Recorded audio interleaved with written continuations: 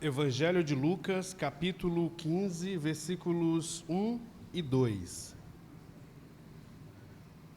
Diz assim a palavra do bom Deus. Versículo 1. Todos os publicanos e pecadores estavam se reunindo para ouvi-lo, mas os fariseus e os mestres da lei o criticavam. Este homem recebe pecadores e come com eles. Logo, nós temos aqui os ouvintes das parábolas que Jesus contou neste capítulo. Nós temos aqui, portanto, a plateia, os ouvintes. E, muito bem definido pelo Lucas, aqui nós temos os publicanos, os fariseus, os mestres da lei e os pecadores. Quatro grupos. Fariseus e mestres da lei, a gente poderia pensar que representam o filho mais velho. Haja vista a origem dos fariseus. Os publicanos e os pecadores certamente representam o filho mais novo. E observe que os fariseus e os mestres da lei estavam criticando Jesus porque ele estava recebendo publicanos e pecadores. E claro que a crítica aqui se deve pelo fato de os publicanos e os pecadores serem a escória da sociedade. Eles eram mal vistos pela elite religiosa. E aí, observe isso. De imediato, de início, Jesus já se revela como aquele que veio buscar e salvar os que estavam perdidos. Jesus veio para os humilhados, para os desvalidos. Ele veio para aqueles que nada são e nada têm a oferecer. Jesus veio exatamente para estes que não podem lhe oferecer nada em troca. E aí nós vamos para os versículos lidos desde ontem até aqui. Vamos para o versículo 17 do capítulo 15. Caindo em si, o filho mais novo disse: quantos empregados de meu pai têm comida de sobra e eu aqui morrendo de fome. Como sabemos, o mais novo retorna não por amor ao pai, nem pela saudade de casa.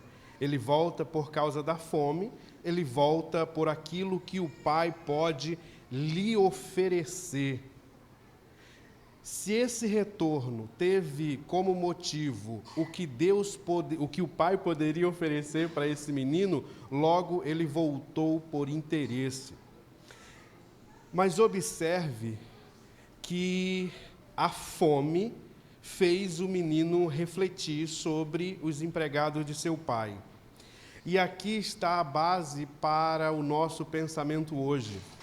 A fome, observe bem, a fome está diretamente relacionada com o novilho gordo.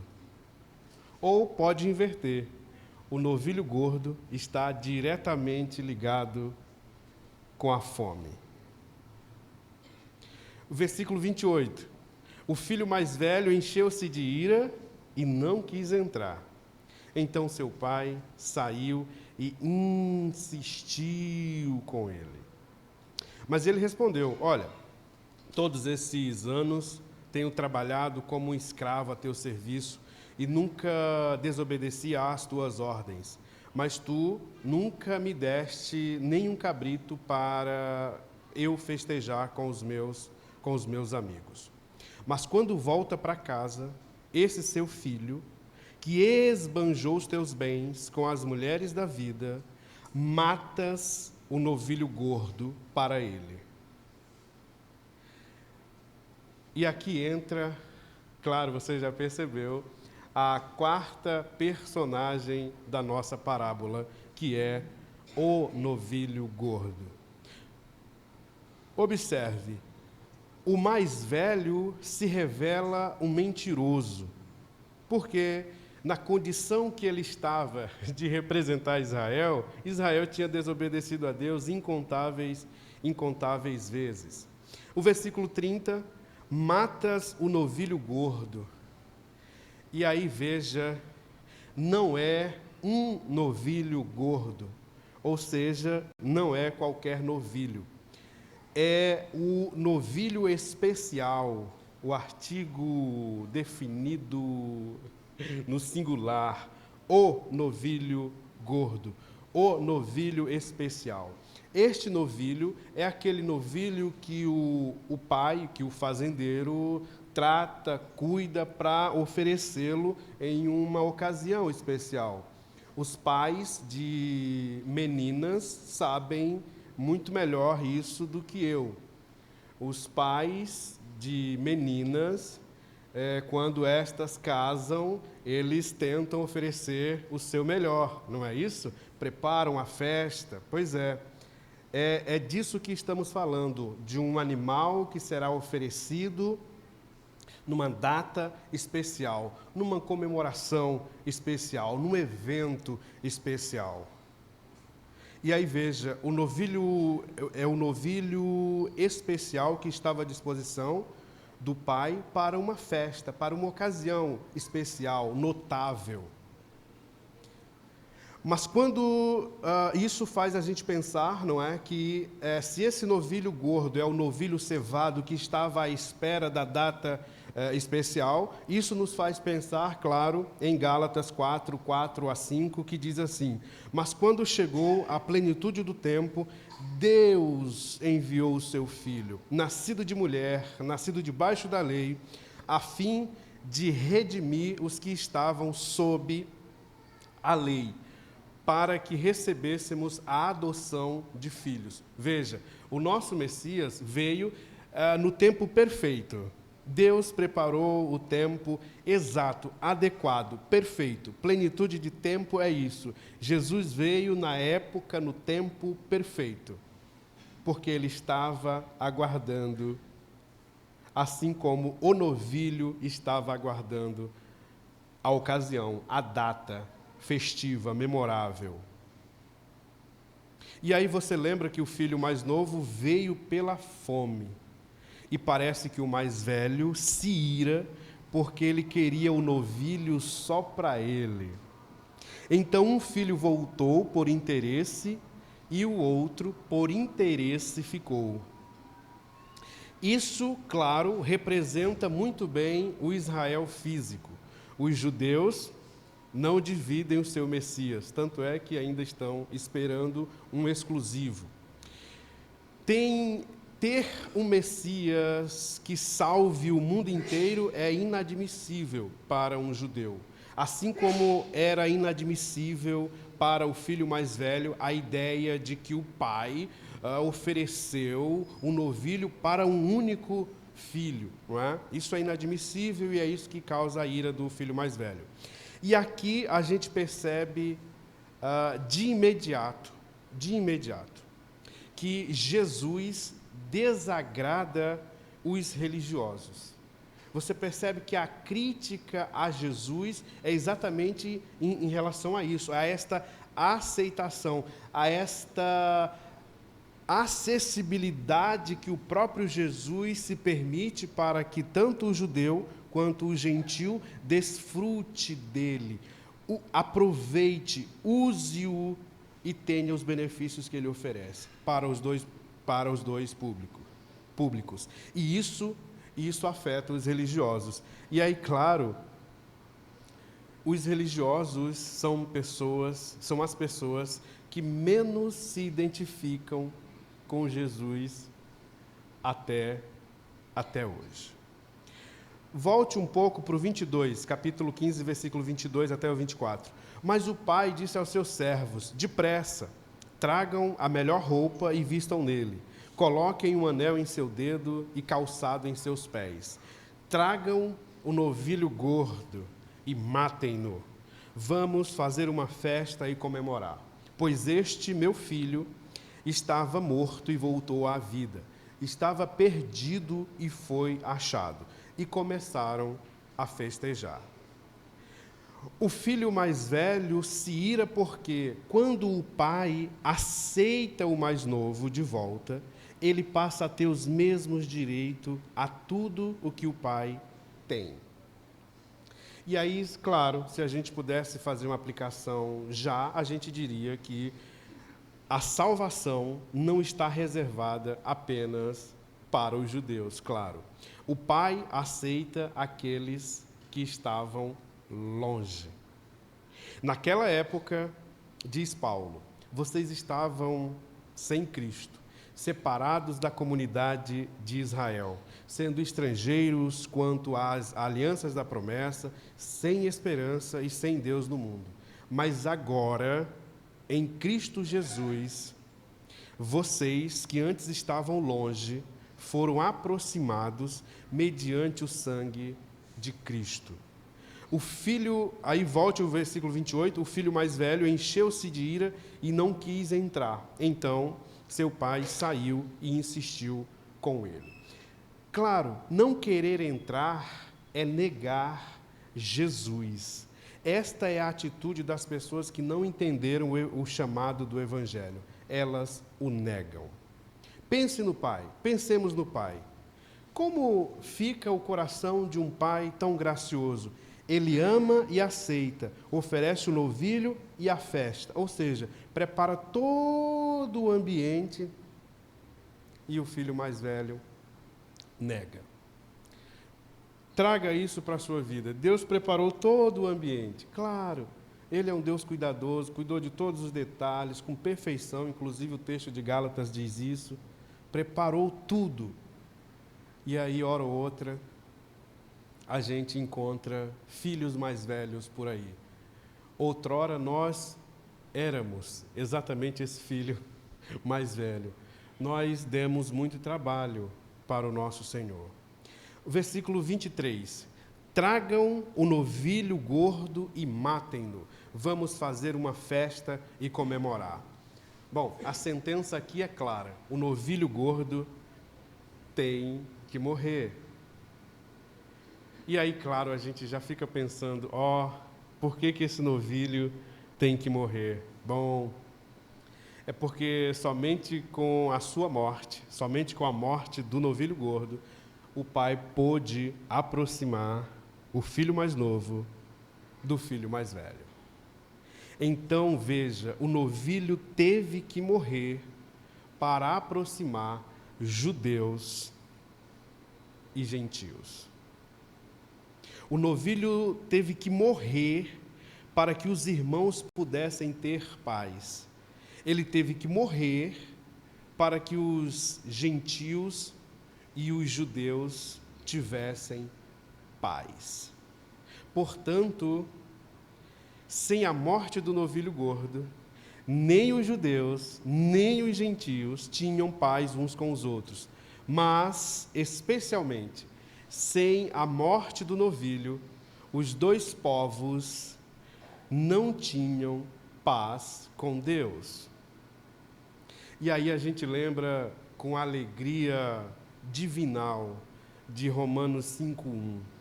Tendo sido, pois, eu deveria ler esse versículo com lágrimas nos olhos, mas meu coração ainda é duro.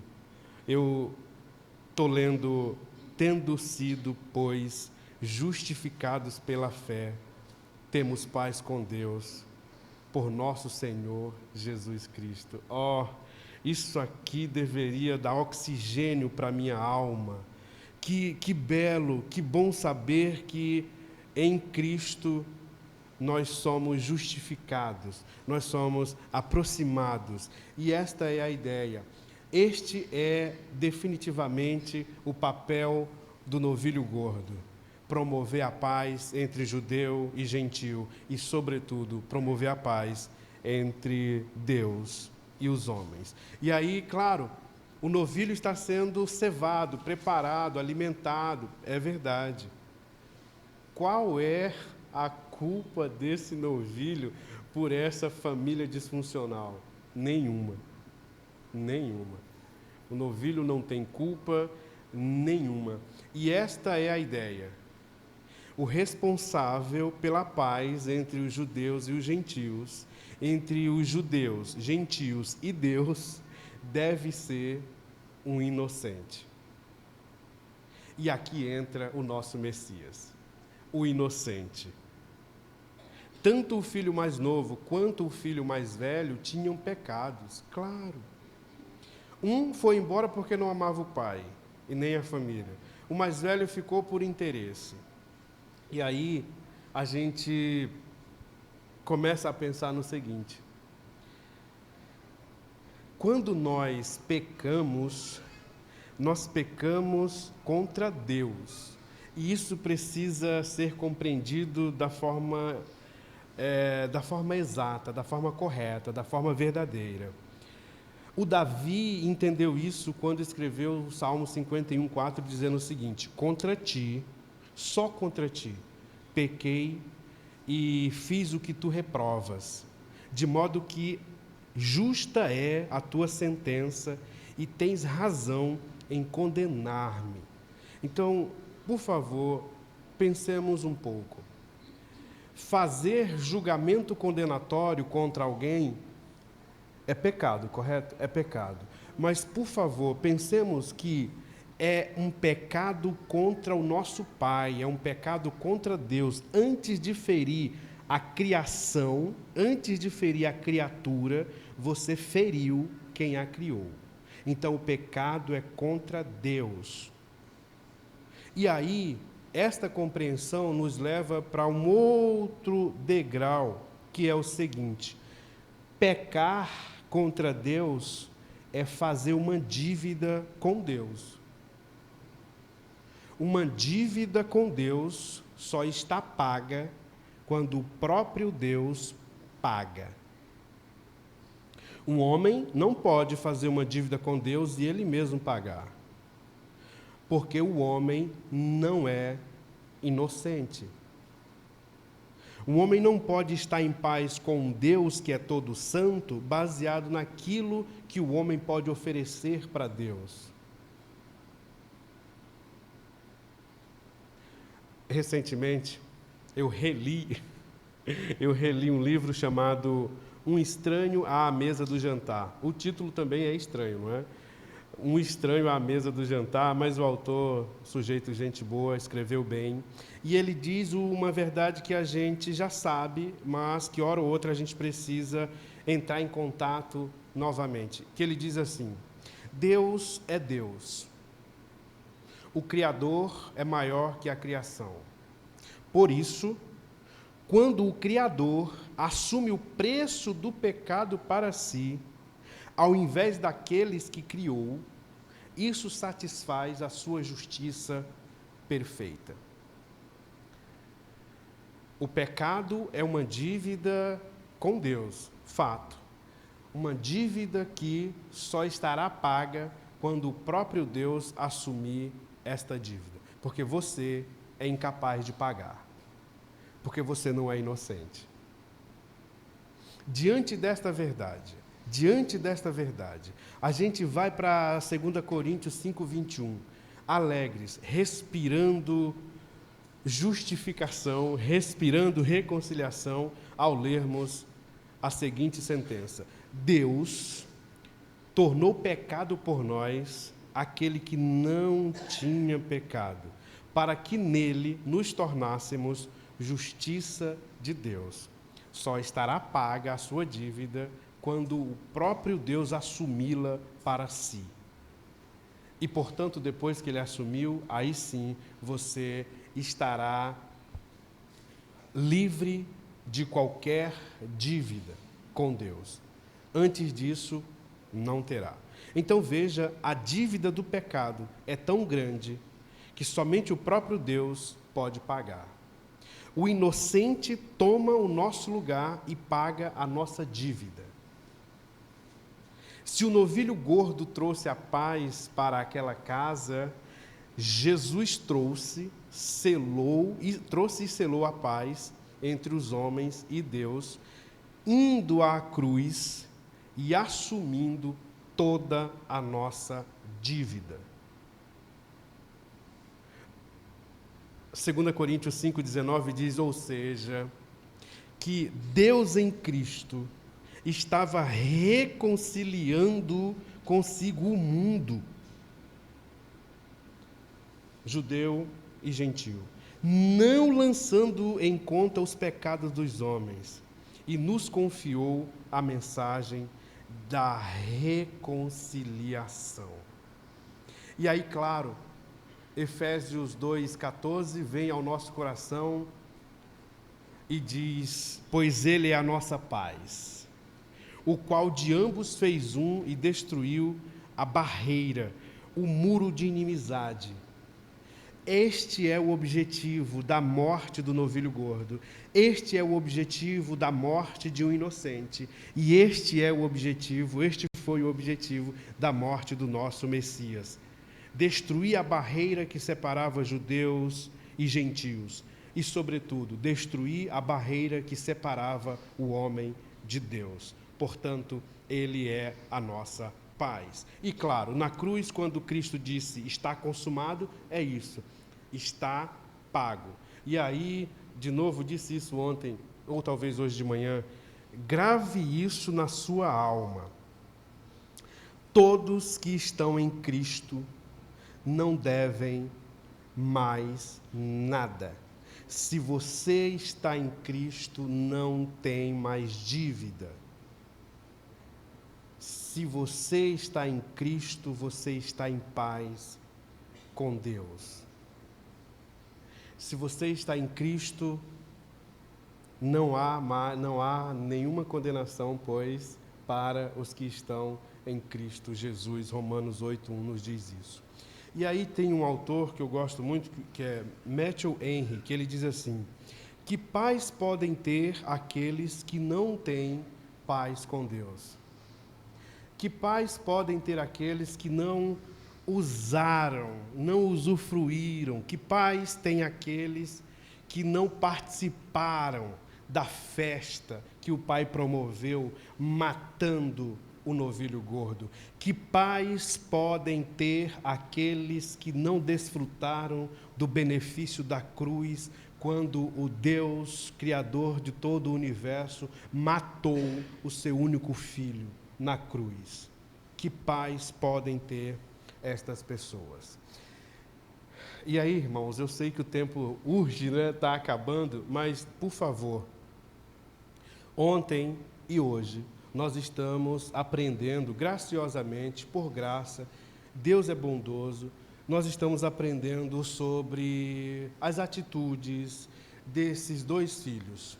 E claro, desde ontem nós estamos nos identificando com, ora a gente está do lado do mais velho, não é? Ora a gente está do mais novo. Graças a Deus por isso, porque a gente está conseguindo, por capacidade dada por Deus, de refletir e pensar aonde é que nós estamos, hora ou outra. Nós não queremos estar fazendo parte nem do grupo do filho mais velho, nem do grupo do filho mais novo. Nós queremos que a beleza e a benevolência, a graça e a generosidade do Pai nos impacte de forma suficiente para que a nossa vida seja transformada à imagem do Filho de Deus e, desta forma, experimentarmos um relacionamento profundo, íntimo com Deus. Logo, se desde ontem você está observando aonde você pode melhorar, o que você pode abandonar, o que você pode deixar para que você se aproxime da imagem do Filho de Deus, isso é graça. E aí, claro, se porventura algum desses pecados, alguma dessas deslizes, dessas negligências, o apavorou, graças a Deus por isso. E aí eu termino dizendo o seguinte: a graça que expõe o pecado, a graça que disse assim, Raimundo, tu está parecendo o filho mais velho. A graça que diz, Raimundo, ontem eu acho que você estava parecendo o filho mais novo, você está agindo assim, rapaz. Esta graça que me ajuda a ver quem eu sou, A graça que expõe o meu pecado é a mesma graça que oferece o perdão. Então, irmãos, a graça que expõe o nosso pecado é a mesma graça que nos oferece perdão. Então, não há espaço para desespero. E se este bater à sua porta, você pode vir hoje a Jesus e experimentar um relacionamento estável, íntimo e maduro com Ele. Hoje. Deus te abençoe, te guarde no nome de Jesus.